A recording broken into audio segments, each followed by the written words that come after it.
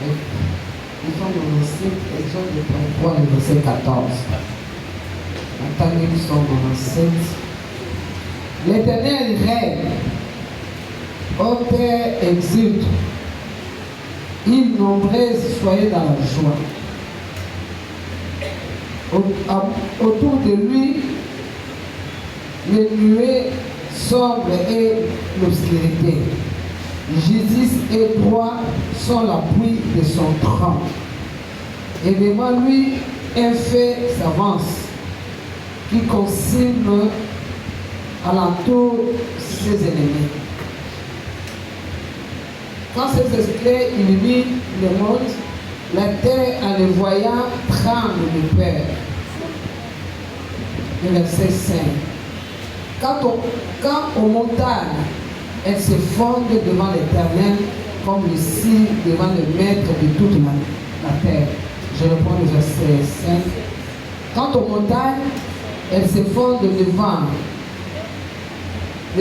le maître de... Quant aux montagnes, elles se fondent devant l'Éternel comme la cire devant le maître de toute la terre.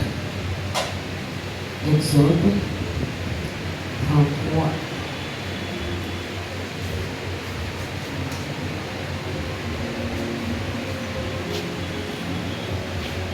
Exode 33, le verset 14.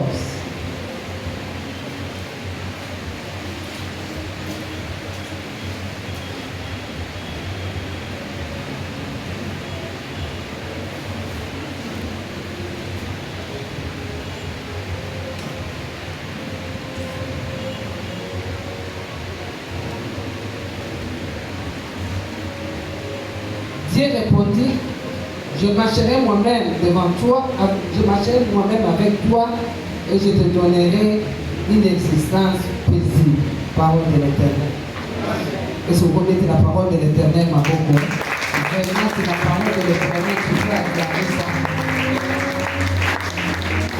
Merci.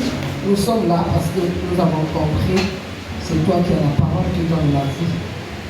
Nous te demandons grand Dieu au nom de Jésus de nous communiquer la vie ce soir pour la gloire de ton nom et pour la bénédiction de tout Père chacun de nous dans le nom de Jésus-Christ. Amen.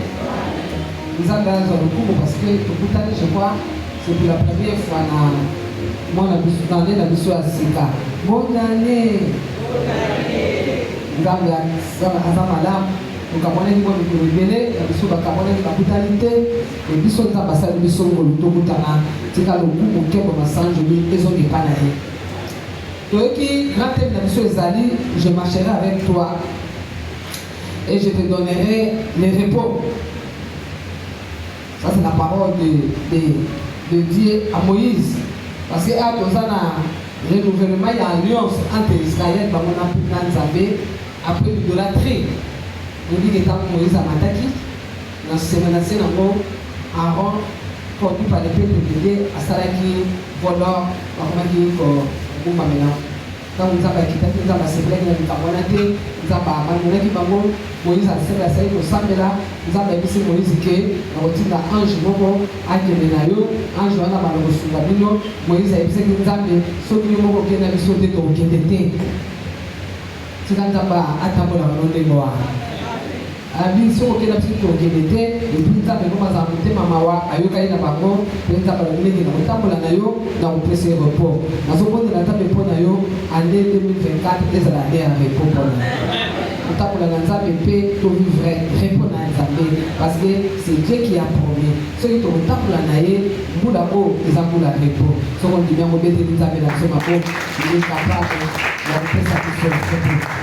Mais surtout, nous avons partagé la vidéo, ça dit que la présence de Dieu est source de la victoire. La présence de Dieu est la source de la victoire. Nous avons dit que nous avons dit que mais nous avons dit que la présence de Dieu est la source de la victoire. C'est David nous dit à Éboudiemboyo. Et puis David a dit au quelque part à l'hôpital, les montagnes s'effondrent devant la présence de Dieu. Et puis dans le langage biblique, les montagnes, ils ont la signification mais dans le contexte de l'histoire de la montagne, ils ont un problème. La difficulté, Makamoyo et si ça va monter 5 ans. Makambo mona kaneti ke okomi na suka. Eza makambo so taille na gauche, taille na droite, ozomona ke solution ezate. Makambo wana oyo ekomelaka mutu lokola David liboso Goliath, atali ka ata ya Goliath, atali ka expérience ya Goliath, atali ba armure ya Goliath, omona ozomona ke okoki ko perdre espoir parce que montagne bien aimé tango yaka et c'est dressé liboso na yo ekopekisa yo omona de l'autre côté. Montagne ekopekisa yo okende esika Nzambe alingi okende. Montagne epekisaka moto asimba eloko Nzambe alingi asimba. Montagne epesaka moto akoma malheureux et puis bato ebele bakomi ba rétrograde parce que bakutanaki na ba montagne liboso na bango. Montagne ekoki koyela moto nyonso. Bien aimé dans le Seigneur, souvenez-vous de Zorobabel. Nzambe atindaki ye pour qu'il reconstruise. Vous voyez bien qu'il reconstruise. Mais dans ce cas-là, akutalaki na ba montagne. Mais ngana sepelaka na Nzambe alobi qui est une montagne devant Zorobabel. Et ce polo bananga amen amen. Mais na taba montagne ozana ngo na éviter na vie na yo na famille na bino na éviter ba montagne etelemi côté ni oza ko se dresser liboso na yo et si sur ce moment ba misu ba perdre déjà foi ba misu ba ko reculer ba misu ba asu na posa ko sambela te et puis ba chrétien na biso lelo mingi bazo sambela te parce que ba sambela bazo mona ke ba montagne etelemi kaka liboso mais tika na ye bisayo David alobi les montagnes se fondent devant la présence de Dieu.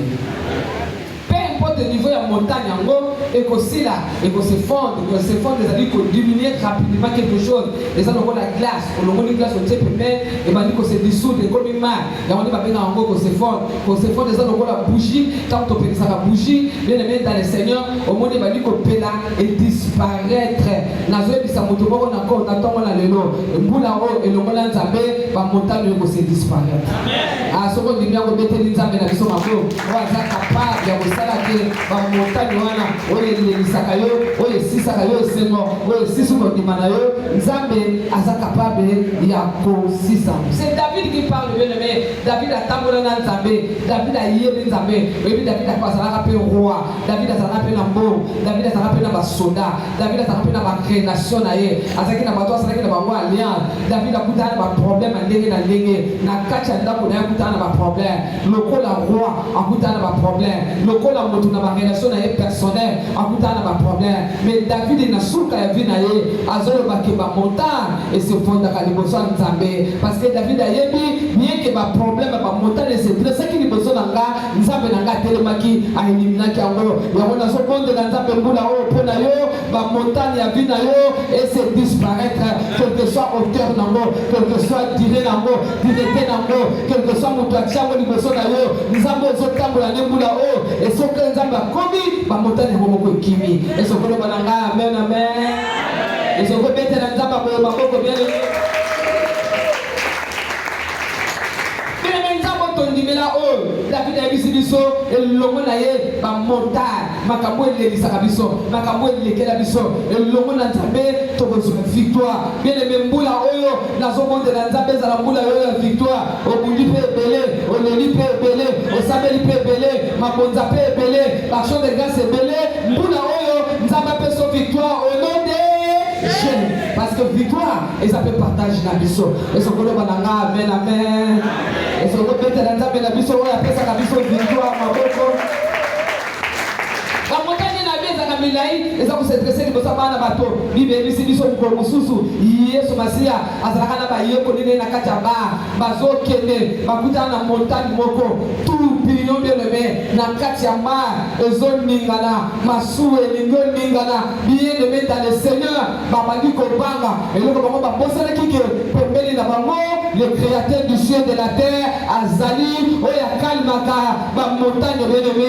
ma ezoningana peut-être na vie na yo ezoningana peut-être na ndaku na yo makambo ezoningana bibelo bike ba yekoli ba sali ba effort na bango bazite moko bazite présence à aider tout la musamotoza na biso bango et bango la Bible nous dit Yesu Masia zengama Nzambe na biso tango atelemi apesi mitindo mai se calme otika ba mbonge ya vie na yo Nzambe kalima mbula o nazo ba mbonge ya vie na yo Nzambe kalobango esalemela yo ndenge zondima soko ndimeko beteli Nzambe na biso maboko akalima kapelele ba mbonge ya vie na biso tolobi te tant que osambela na nzambe ndeko kozwa problème te mais Bible ebisinga le malheur atteint toujours le juste mais le Seigneur la délivre sous nous parce que ça na bango elongo na zoyebisa bino bien aimé nzambe na biso akosunga oyebi bien aimé il y a 3 semaines nazota koto na sambela na terre na l'église na koto ndako na na dikor kaka ba transport biso ba tocham na se retrouver bien aimé nazokita na arrêt na 23h oyebi côté na biso ka 23h de beti bakulu na bapimi bien aimé dans le Seigneur nazoya bien aimé na mola moto moko na liboso na kanisa ikuta zako se soulager nzoka kaza ki kuluna akina machete na ye azozelanga pour atiaka machete eloko akosa kike je ne suis pas seul je suis avec Dieu le Dieu m'accompagne et son kolo bananga amen amen et son kobete na nzambe na ngama boko te bien aimé et son monika bazokisinga et son kobete na nzambe mabo yebi bene ta kuluna wana abeti na machete bo kidi yezima ola beta machete bo abeta lokola mbata et tout est epaki et son kobete na nzambe na ngama boko ndio bete na nzambe na boko sakata bien aimé le montagne to baba ba montagne tébiso parce que Dieu dit nous a connu aller à sa capable de confort de la montagne bien aimé ma montagne atavi na yo kauka bible bisibiso tango bana ya avant baba tango nzambe aponaki avant batu ba budaki webi bakabwa ko bude basai na nza e banda kala e banda lelote na bonde bien aimé kozala ka grâce bato ba budaka basai na nzambe te soko lingo pamboma olingi mena no ba pamboma kozala bato mimira ka basai na nzambe te eso kolo bananga amen amen avant on kaye mutu nzamba ponaye makambo belebele komi na mato ya nzambe zoba de nzamba lingate basaka na basai na ye nzamba yebisi bango boluka ba baton bokene nango kuna na présence ya nzambe bake nango bien-aimé dans le lieu très saint banjeto esi kauka banjeto esila vie na ebite soki basala botanique baza bakoyebisa biso l'huile esalaka ke nzete ezala na vie mais ezalaki nango esu te baye na banzete batiango na présence ya nzambe elali bien-aimé lobi ntango baye bakuti nzete ya kokauka eboti bafleur parce que aron azalaki na nzambe nazobondela nzambe oyo akokauka na vie na yo parce que ozotambola na nzambe ebota bafleur ebota mbuma mbula oyo ate kauka ebota mbuma odonde présence ya nzambe bien-aimé esali ke nzete ya kokauka oyo ekomi kode batiakoka wana bakuti eboti bafleur parce que nzambe na biso aza capable ya kosala ke oyo ya kokufa ezwama mort yango priere nanga mpona wana mpoka lelo ezali nyonso ezali ya kokufa mpona yo ezwama mort parce que ozali yo moko te oza na nzambe soki matrisi na yo ekufa ezwama mort soki libumu na yo nde ekufa ezwama mort soki mosala na yo nde ekufa ezwama mort soki commerce na yo ekufa ezwama mort au nom de Jésus. Bien-aimé dans le Seigneur, Bible besoin de ça nous ouvre, il parle d'Israël, parce que comme on a vu tout le monde va Philistin, parce qu'ils sont dans Nzambe. Bien-aimé, force na biso za la soto za Nzambe, nous sommes bananga amen amen. Quand tu Nzambe bien-aimé, on peut échouer la vie na yo. Quand tu Nzambe te, biso tika Nzambe te, ata passer to tika Nzambe te. Non c'est pas mikolo na zolanda, message moi ya passer au code. Na ndako mikolo na internet. Kuna zo ba biso ba fanatique. Ba fanatique ba chana d'équipe te, vite ata poli, ba ta vita bachana l'équipe te biso toza ba fanatique ailleurs tozwa te tokotika Yesu te bien-aimé dans le Seigneur bango bake kobunda bien-aimé esi batikaki nzambe mpo nzambe soki otiki ye batiki yo nzambe mpe atikaki bango bien-aimé bake kobunda bazwi arche de l'alliance oyo bakei korepresente présence ya nzambe bazwi arche de l'alliance bakobunda nango bible elobi ntango bakomi kuna esika bazobunda babeta bango non seulement babeta bango bazwi arche de l'alliance ya nzambe bayibi yango bakie nango bafandela bango te bake kotia na ndako ya Dagon nzambe na bango Dagon ekeko moko ya Dagon bien metako bakotisi présence ya nzambe bibeleke baye kotela na tongo Dagon kweya bango babile mosu eza babongisi ye lisusu Dagon bulukani parce que bademo baresistaka liboso ya présence ya nzambe te tika présence ya nzambe edétruit ya mikemike edétruit malédiction ya famille na bino edétruit bamaladi edétruit balance établi edétruit bacondamnation présence ya nzambe oyo kotambuso siko edétruit nyonso ya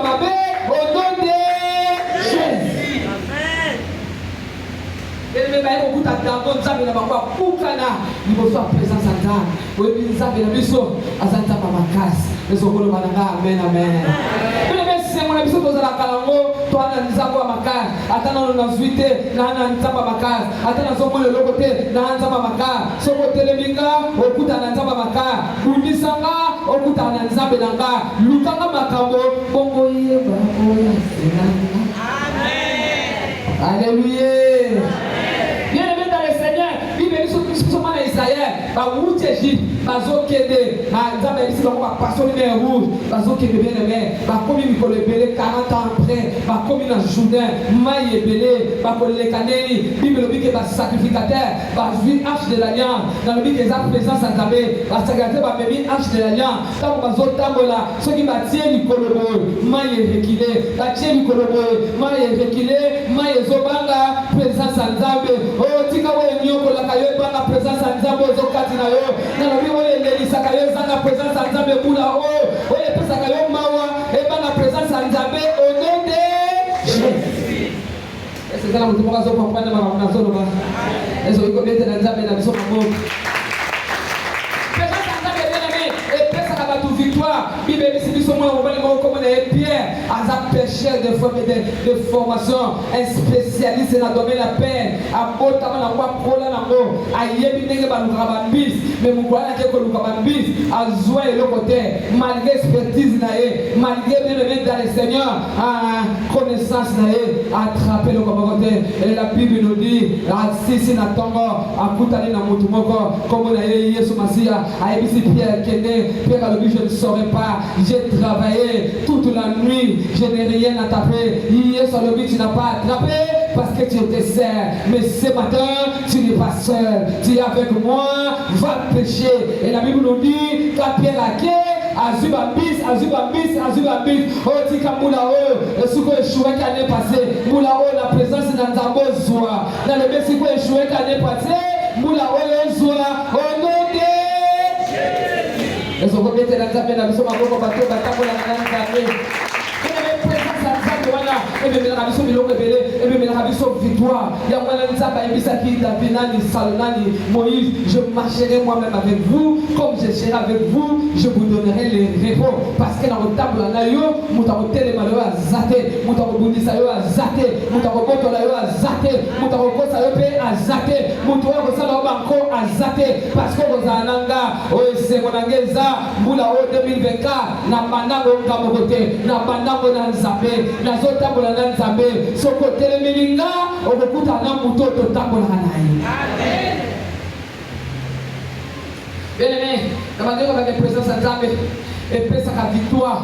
Bato batambola ki na nzambe na Bible bien-aimé, bazo ba victoire, bato lokola ba David, akeko budisa Goliath, un homme expérimenté, oya oza formé à quelle ba formation, cet homme géant, azaki na ba mire na ye, mais Bible le dit, David n'était pas seul, David était avec Dieu. Quand David a guerre, Goliath n'a formation na ye, Goliath n'a ba mire na ye, Goliath n'a expérience na ye, Goliath n'a taille na ye, Goliath n'a makasi na ye, akutani liboso mwana mobayo, azalaki ne makasi te, mazalaki na nzambe. Bible dit biso ke tango ba bunda, oyebi soir nango, ce jeune garçon David a longa Goliath à cause de la présence en nzambe. Otika présence en nzambe na vie na yo, elongi so ba Goliath, elongi so ba to ba telemelaka yo, elongi so maladie, elongi so ba démon, elongi so ba prière, elongi so sérénité, elongi so célibat, elongi so chômage, elongi so bien-aimé, tout banyo tu ya Satan na boulot, olonga parce que ça yo moko to za nzambe. Et so kolo bananga, amen amen. Et so oui que tu as voisin, et ça voisin que je ne suis pas seul, je suis avec Dieu. Tu es une femme bien-aimée dans le Seigneur, avec Dieu, nous ferons des espoirs. La Bible dit biso, par exemple, parce qu'il a dit tout malin, ma Philistin, bien-aimé dans le Seigneur, bato bunda, ma Philistin, ma longi bango, bien-aimé dans le Seigneur, ma bonga, la longi bango, et bon bien-aimé dans le Seigneur, mais à quel moment soit Déborah cette fois-là qui est au bunda, Déborah longi, et bon Bible dit biso, si c'est rang, à part qu'il kima, azo kima, pour déjà Déborah longi, avant dans la été, aïe pas, moi, je m'appelle Angeli Jaël. Et là aussi, c'est quand vous savez qui Jaël a ça le bassino sur quoi, bassino sur tout est, à ça bassino, bakuta na Yesu, andima Yesu Masia, atabo la kananzabe, na zebi sa moi sur quoi zali ah, le kolo tabo la kananzabe, nzaba kopesio longa. Na bi mama moko nzaba kopesio longa. Na zongeli mama wana nzaba kopesio longa. Ese ko bete na nzabe na biso maboko, oya pesa na biso longa, na kotauna biso abasi, toza biso mokote, toana nzabe, kola na kotauna ngabo mwasi te, parce que celui qui est à moi est plus fort que celui qui est dans ses mains. Et la Bible nous dit, Jaël a remporté la victoire parce que la Bible nous dit, il était choisi par Dieu, il était avec Dieu. Oui, nous sommes dans les amis, porte Israël qui a au Kamama, au Fumo Melayo, nous sommes comme on a eu la Samaritaine, une femme, il y a vie ma belle, une femme prostituée qui couchait avec les hommes pour avoir l'argent. N'a pas eu que ça, moi, soit en valeur. N'a pas eu que bégayer. Sauf que mon nez n'a pas déjà. Au commis qu'on part, moi, c'est mon sans valeur. Mais mon colombo, bien aimé, à Tazaka qui valeur, à Koutala qui n'a pas eu l'équipe, il va mignon. Comme on a eu hier sur Massia, bien aimé, il y a Mayos, hier sur Alobanaye, à Bima, avec la parole de Dieu. Cette fois-là, les raquets, à Zobenga. Venez voir la personne. La Bible nous dit Samarie Mobimba et Tali Kinduma na été et Tali Asala Kamabete Samarie Babalani pour Akutana na yo Tikanzaba pesa mosi moko valeur na poka na lelo na le milieu mutozanga valeur nzamba peso valeur ce qui m'a tuba yebela yo motsa mabe nzambe na biso ko biso au moins sa malade au nom de Jésus.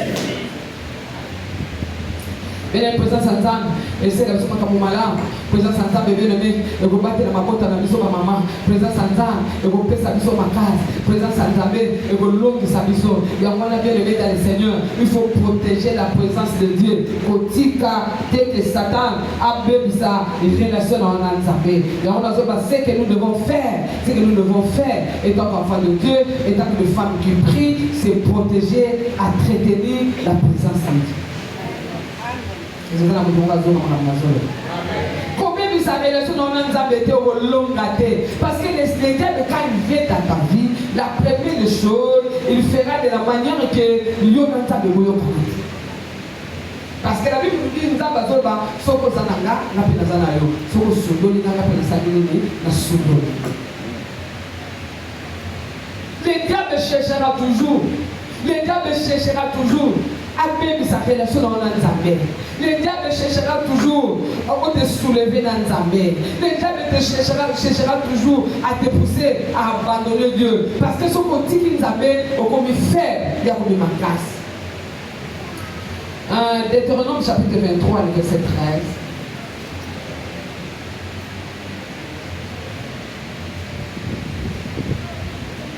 13. Deutéronome chapitre 23.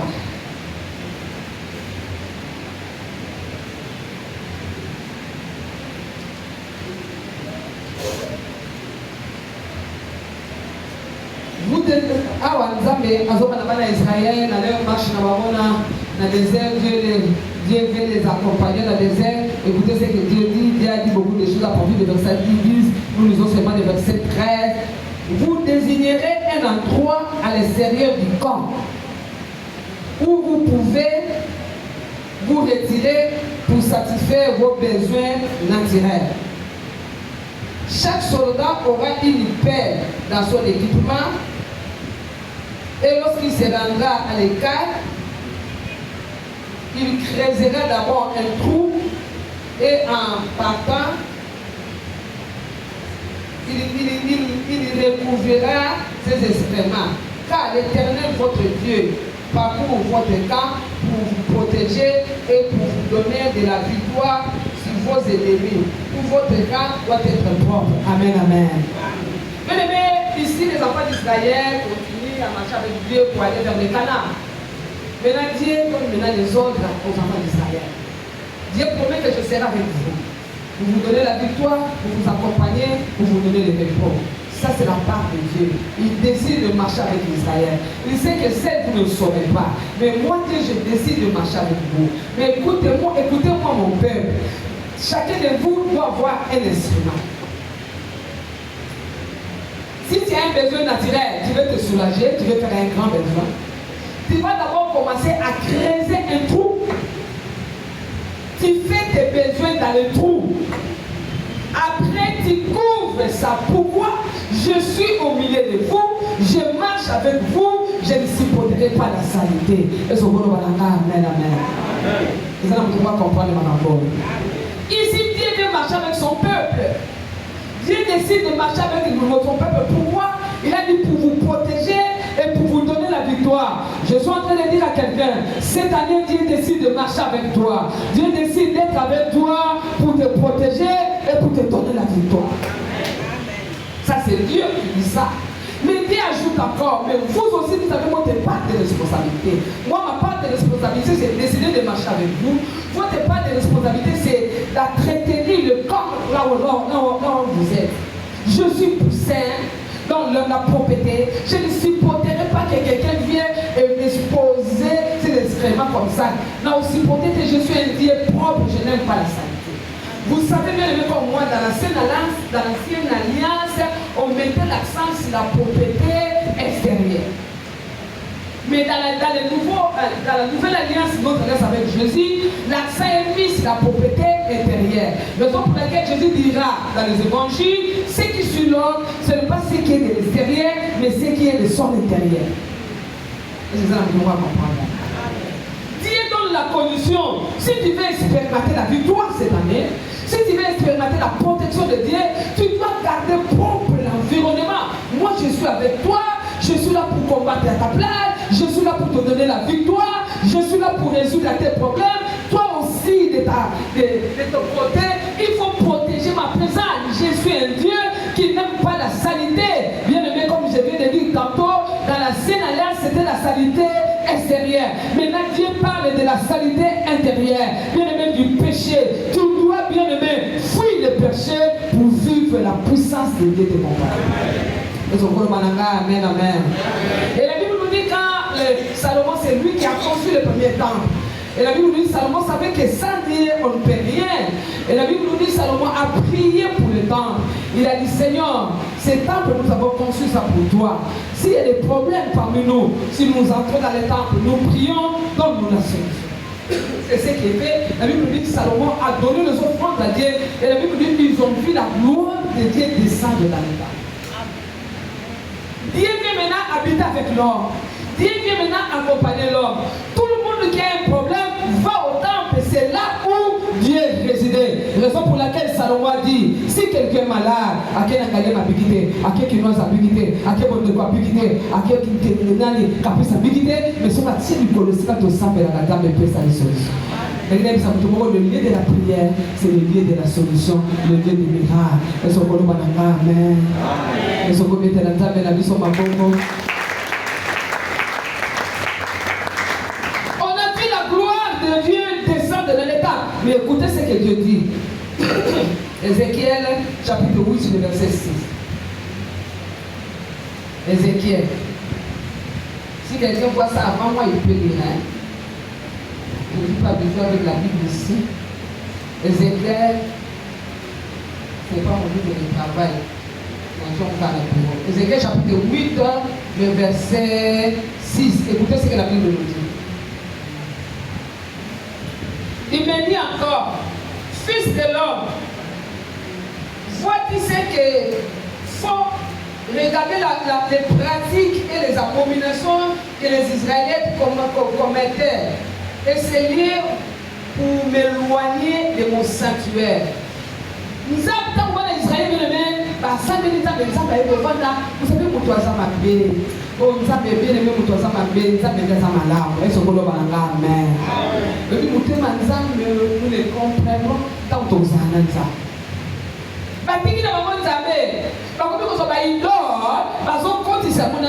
Oh, c'était la présence de Dieu dans le temps.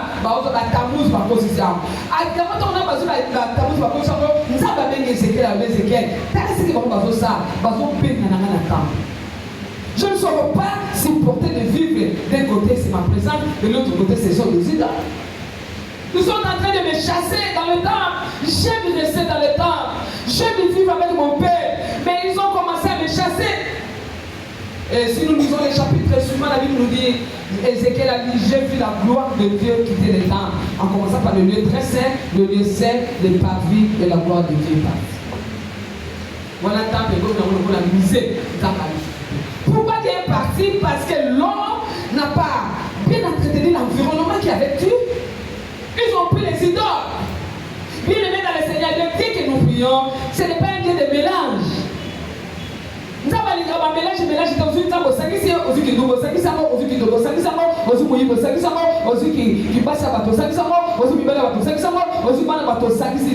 va t'abandonner. Dieu m'a dit à Ézéchiel, ils sont en train de me chasser dans mon sanctuaire. J'aime rester dans mon sanctuaire pour vous faire du bien, pour vous accompagner. Mais là, regarde ce qu'ils font. Mais la Bible nous dit, le temple de Dieu, c'est le sanctuaire de Dieu. Attention avec ce que tu fais avec ton corps.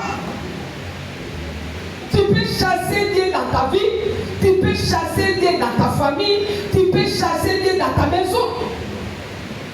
Par rapport à ce que tu fais.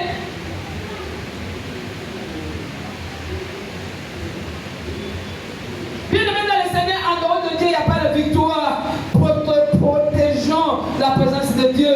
Tu es ici, tu as une maison. Il faut que m'accompagner ça dans l'anda. Et puis c'est des états, je suis en train de réfléchir. La vie sur le africain, la péquisité que tu vas dans l'anda pour la là, pour l'Africain, ici, dans la télévision, la hospitalité. Et ce qu'on va amen. Mais il faut veiller. Il y a des choses qui se font dans nos maisons.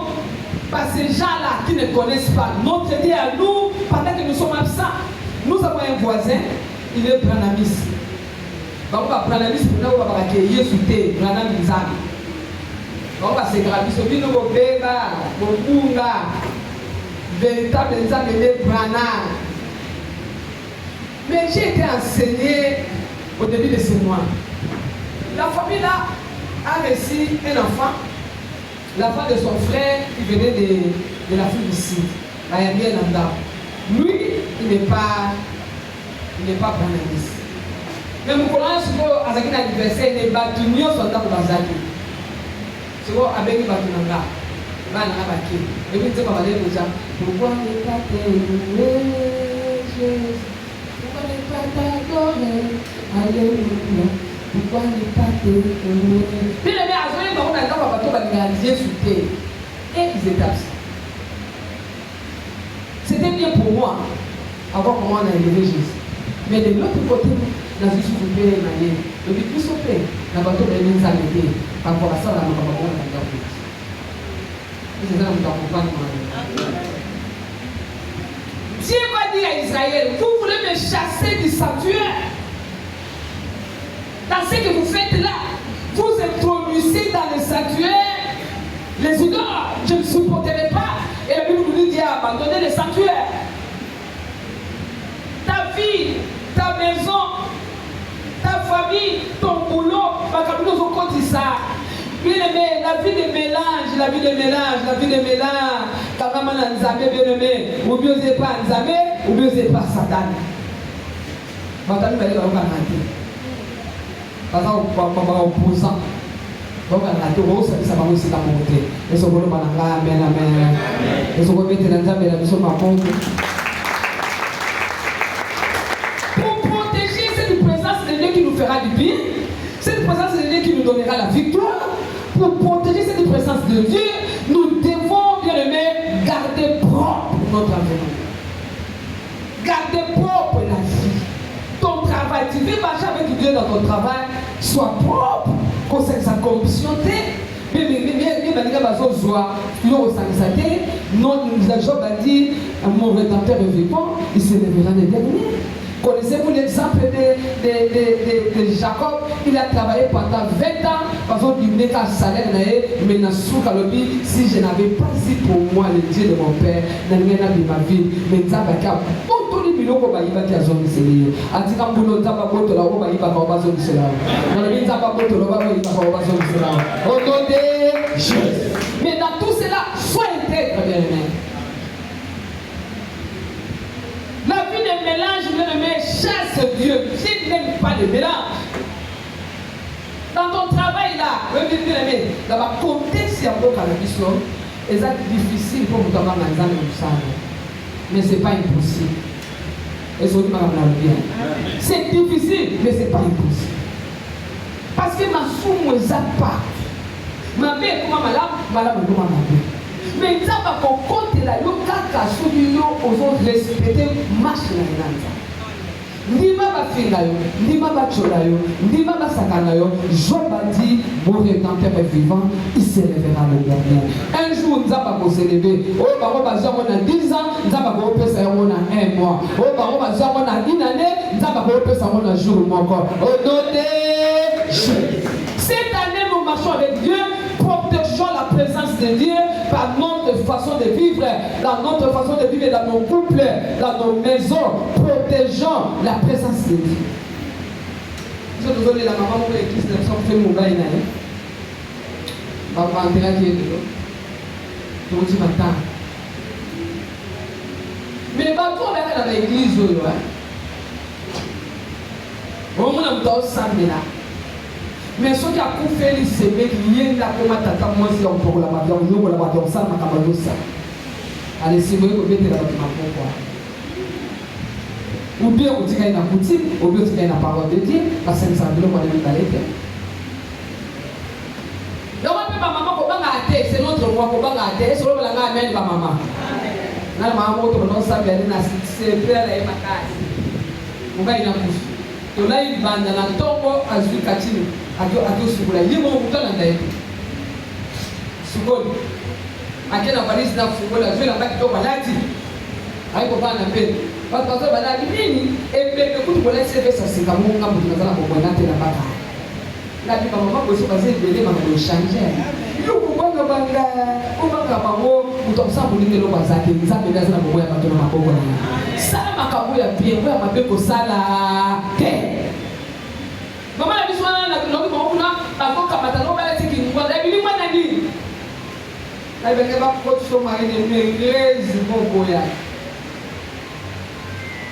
Maman même les bazar, on va pas passer là va cérémonie et pas là. Dans les kiwa, les enfants de la femme. Est-ce qu'on a pour vous maman? Est-ce que vous mettez la maman pour vous? Et là on va aller traiter une présence ensemble, c'est l'œuvre de Dieu. Quand vous avez dit, la dernière parole à Jésus, avec sa disciple, allez et faites de toutes les nations mes disciples et je serai avec vous jusqu'à la fin du monde. Ça dit tant que vous savez, on a la Bible et ce qu'on va amen, amen. Mais vous savez ensemble, ils ont garanti leur présence ensemble. Parce que nous avons protégé tellement à côté de Satan, Satan a été. Dès qu'il n'a pas parlé de Satan, monté dans un zappé. So, on me dit qu'on peut être dans un bon gars qui est là.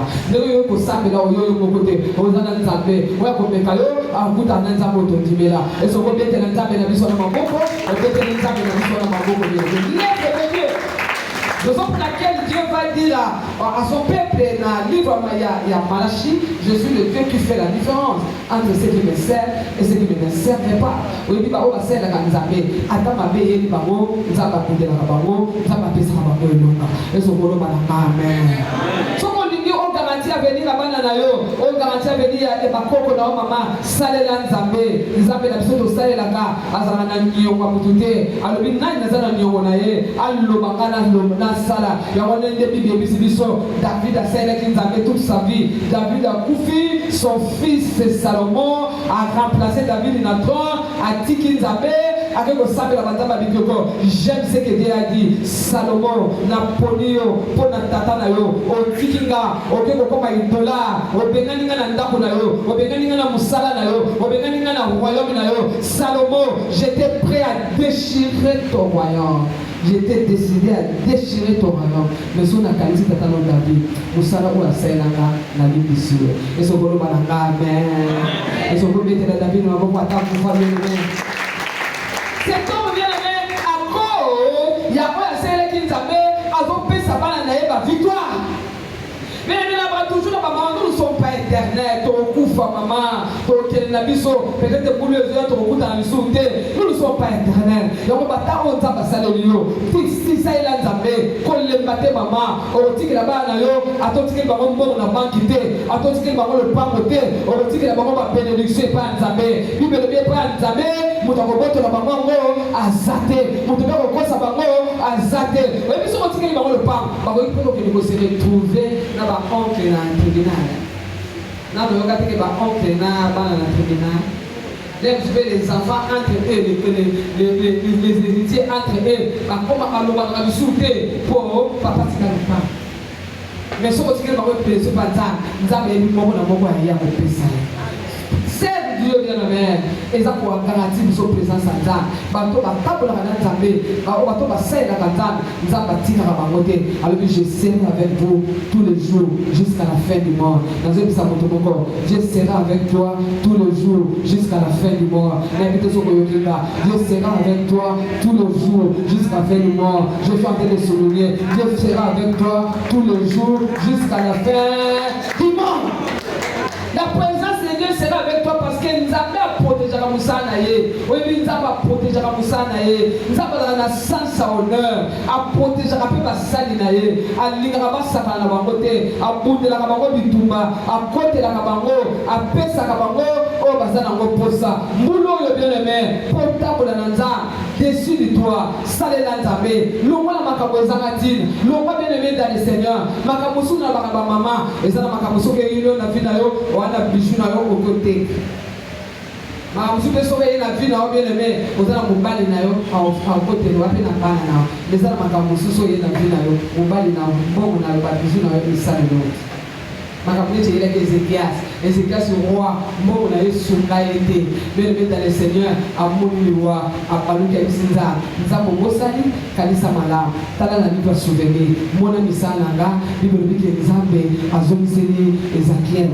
Salela nzambe sikanta batyo, kotala mutute, na tala mutute bien aimé dans le Seigneur. Na madame ça va responsable depuis l'homme qui vous a na tangana, lobi mbula mobimbe si leki ngana super. Le 21 à 22 heures. Et donc, on m'a dit à 23 heures. Nous, là, on a commis fier. Mais de l'autre, je devais commencer à la quitte. Quand on a fait, on a dit fier. On a dit fier. Mais les gars, on a télé, on a té, on a toki, on a bonne table de l'Église. Et ce qu'on peut être là, on va regarder mon corps. On se dit ça. Dans le ça, bien aimé, la vie de la louange et de l'adoration nous rassure aussi bien aimé l'accompagnement de Dieu. Parce que ma Bible me dit Dieu siège au milieu de la louange et de l'adoration de son Père. Comme vous avez dit, comme vous avez dit, vous payez la vie de pour nous s'enzamer. So, pour nous s'enzamer, nous avons une solution. Et ce que nous avons amen. Et pour la solution, bien aimé dans le Seigneur, l'unité. Parce que nous avons tout ça, l'unité. Si nous voulons expérimenter la présence de Dieu dans les groupes de la prière, soyons unis. Et ce que nous avons amen. Nous avons arrêté quand on a témoignage à François qui dit et non, on va dire que nous avons un Satan. On va dire que comme fort. On s'en met dans la boutou, on s'en met dans la mouille, on s'en met dans la piste, on s'en met dans la zone, on s'en met dans la cimetière, partout, on s'en met. Qu'est-ce que nous allons faire maintenant pour maîtriser la chrétien? Il est parmi eux a dit qu'il faut que nous ayons la vie là-bas, il faut passer l'équipe à boutique, on va bien, on va commencer à passer l'équipe à boutique à musique. On va dire à musique là. Ils ont dit beaucoup de choses, mais ce qu'ils ont retenu, c'était quoi? Boutique à l'église. Parce que le niveau de combien on tika sur l'église. Mais toi, infiltré par ton avis sur 4 na baro, bâtir séparation. Par exemple, on a monté ton monia, par exemple, on a raté. Par exemple, l'équipe dirigeante de l'église, par exemple, on a raté. Par maman n'a pas de baro, on a boudé la haut, on a boudé la haut. Parce que l'autre Dieu, c'est un Dieu d'unité. Là où il n'y a pas d'unité, Dieu n'est pas présent. Si tu tiens au Kabwana, parce que bien aimé notre Dieu, c'est le Dieu de l'unité. Nous avons de la Nzambatia au Moro Kati l'église, l'équipe dirigeante, la Lisaka Maman, la Bakora, la protocole, Bisikagnon sort, Nzambatia. Bon, on recule, plaise à Dieu de bénir sa parole. Au nom de Jésus-Christ.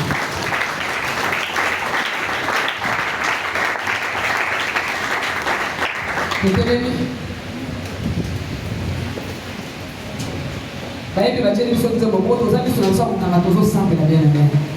nous sommes au début de l'année. Dieu décide de marcher avec nous.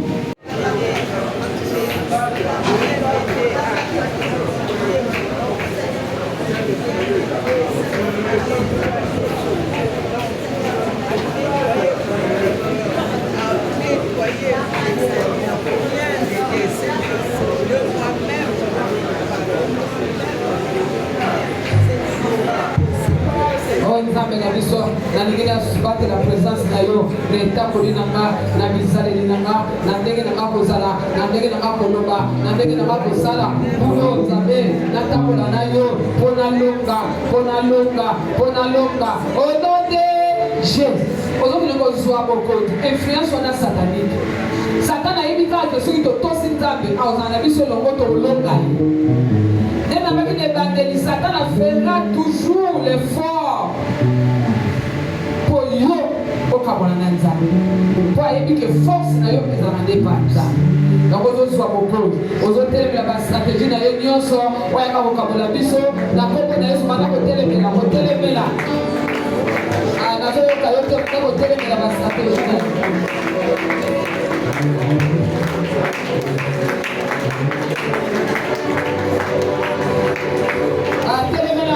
Au nom de Jésus, nous voulons dans le temps pour la Nzambe, partout dans vos salles, Satan nous a maté, dans le langoté, dans le temps pour la Nzambe, après ça que l'onga, après ça que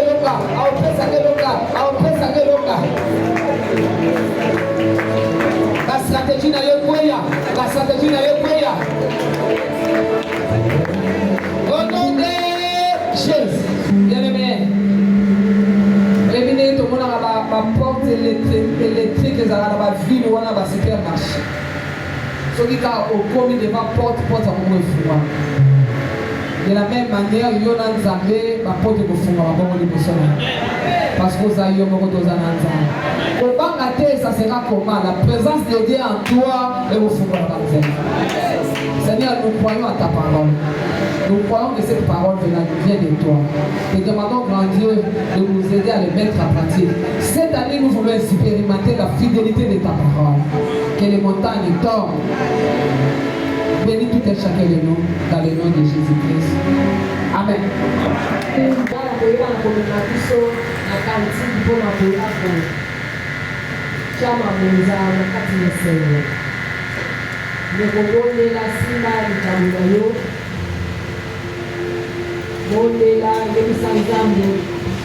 Quelque chose